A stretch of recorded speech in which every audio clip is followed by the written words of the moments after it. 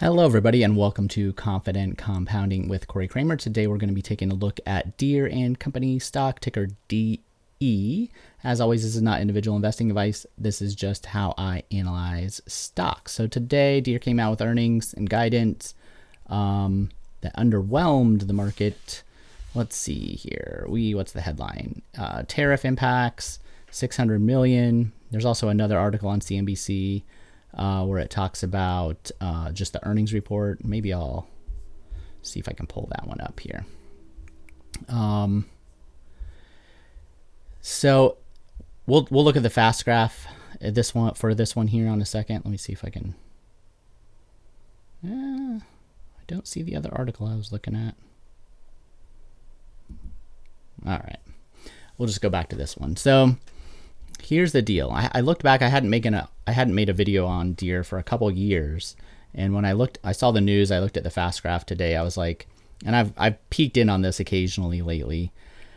I think Deere stock is a sell for people that own it. I don't own this one, but if I had this like set up, I would be taking profits here. And I think the stock was down 6 or 7% today. That's not much really, considering what could happen. When we look back at Deere's history, it's basically a deeply cyclical business, although it's been not quite a 50% drawdown in earnings during the Great Recession. The stock price fell 75% during that time.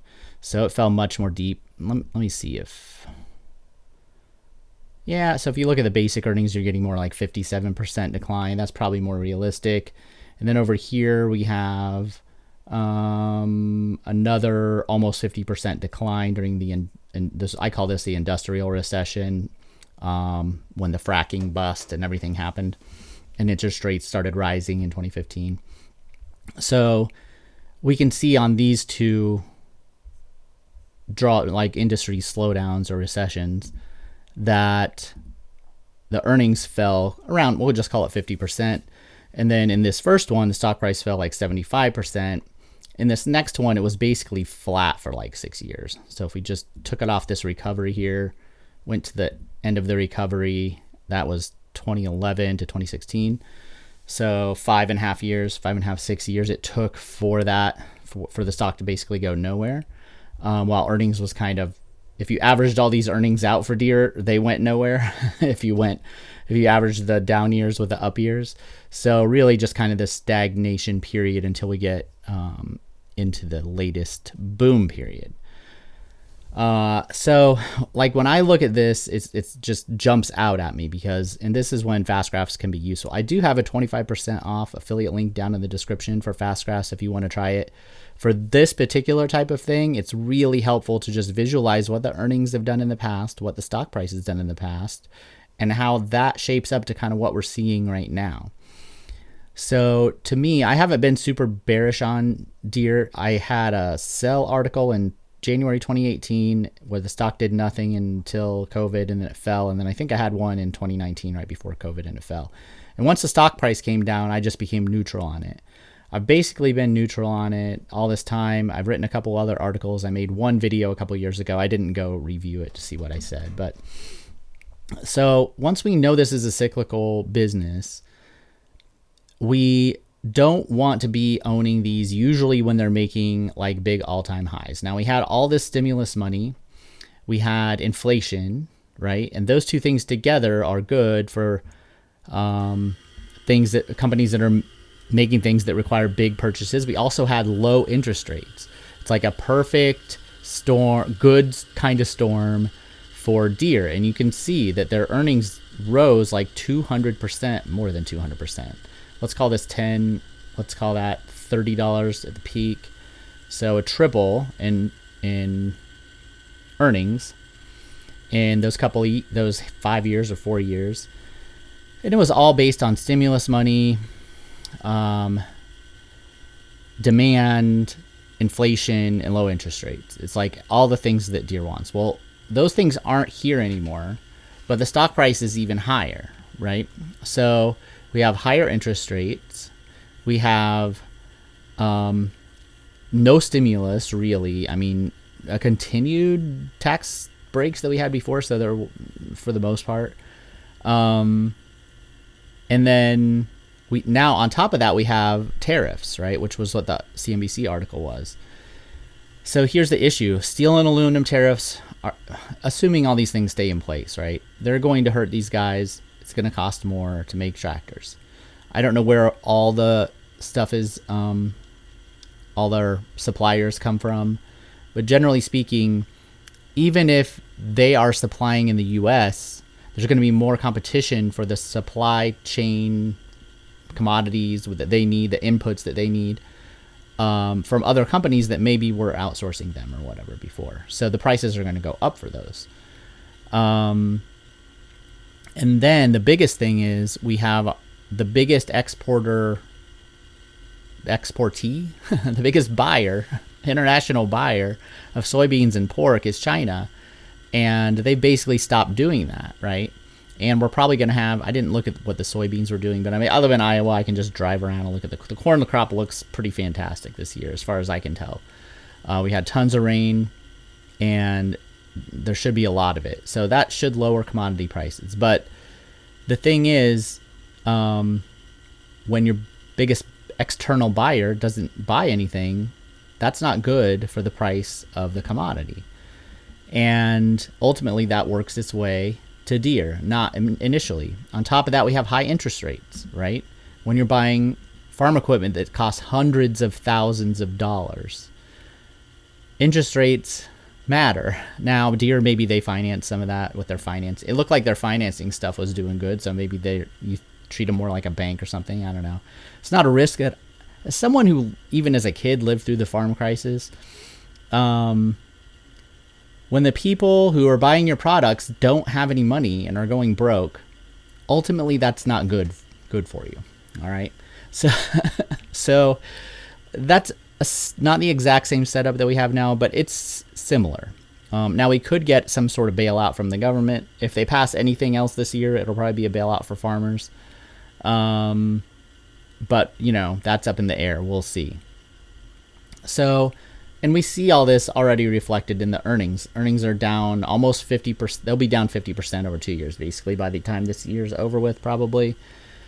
And you would think that might send the stock price lower, but the stock price has gone up 50% in the past year, completely defying gravity for a while, right? And we aren't in a recession yet. And, I don't see... It's just hard for me. This is one where it just kind of boggles my mind a little bit. It's almost like a meme stock in my mind. The stagnation that we saw here, I think, was kind of understandable with the stock price, even though I think people should have kind of seen this coming, because Deere's a big dividend darling, and those folks like to buy and hold. It's a well-known company, so people feel more comfortable buying it. It's in the S&P, so it has people who don't, in their 401ks, who have no clue what they're doing, that are buying it without even knowing it. And so the stagnation here, that part I can be like, okay, I can see why that happened, because they just have buyers of the stock that aren't really thinking about the cyclical downside. But the rally here is what surprises me. In the face of falling earnings, right? I don't get that. But yeah, now if you're doing well in Deere, I think it's not individual advice, but if I owned it, I would be taking profits here. There are other ag and machinery business. I bought one when I first started the weekly picks. I have weekly picks over on Patreon for $25 a month. The very first one last October was a construction machinery manufacturer, and I think it was down 65% off its highs when we bought it, right? It's a similar type of business, like as a Caterpillar, right? But the divergence in the behavior of the stock price, it was just incredible. So the thing is, you could sell a company like Deere and go buy one of these maybe smaller or lesser known businesses that have already sold off at least 50%. Even now, like, some of them have rallied back. I think that stock's up 40% since we bought it. But you don't want to be buying them when they're at all-time highs going into what is almost certainly going to be some sort of cyclical downturn. I would say the only potential light there at the end of the tunnel could be interest rates come down, but we're talking short-term interest rates, and the last time the Fed lowered short-term interest rates, the long-term interest rates went up. So there's no guarantee if you get a cheap short-term rate that the long-term rate's going to necessarily come down or come down as much as people think. It depends on how smart or dumb the market is. I wouldn't be loaning people money at 4% for 10 years. I wouldn't be loaning the government money at 4% for 10. So not when inflation's 3% plus, maybe more. We don't even know. Probably never know at this point. But at any rate, now when would I get interested in Deere? I would say at a very minimum, it needs to be 50% off its high. That's down to like 270-ish, 265. At that point, I would look at it. I would see what's going on. If the macro is completely falling apart at that point, I'd probably aim for even a lower buy price. We saw it fell 75% in the Great Recession and off its highs. And now it's at kind of a crazier peak than it was going into the Great Recession. So it's hard to know what the market's going to do with a stock like this. So really, I think it's more about there'll be other similar businesses that you'll be able to get really cheap. You've already had a few opportunities, honestly. I mean, I can't name them all here because it's part of my service, but if I get a couple of them later that are bigger, maybe I'll give an example. But like Caterpillar and Deere are the exceptions. They're just in their own weird category. And if they don't ever fall, then good for the people that have been holding them all this time. But I don't think returns are going to be very good going forward. Let's see what they are from 2021. How many years is that? 4 years? Over 4 years now. We went from, it's not going to track my dollar amount, is it? Oh, there we go. So you're only getting a 7% annual return. Like cash yielded like 4% a year during that time. So even now, like the upside potential is very low from here for Deere. I mean, I think you could have them make, like, I could see the stock going nowhere in 10 years, like on real terms, inflation adjusted terms. So the upside is very limited. The downside's pretty deep. I think you should count on a 50% drawdown at some point here. But it could be muted if nobody sells.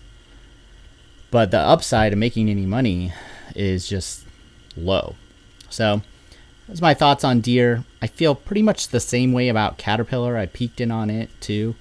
But we'll just keep our focus on Deere since they're the ones that posted, the outlook was looking pretty much in the trend that it's going right now, and the market barely budged. Like 6% move on that. That you see these stocks, these growth stocks that lose 20%, 30% in a day. That should have been what happened to Deere today.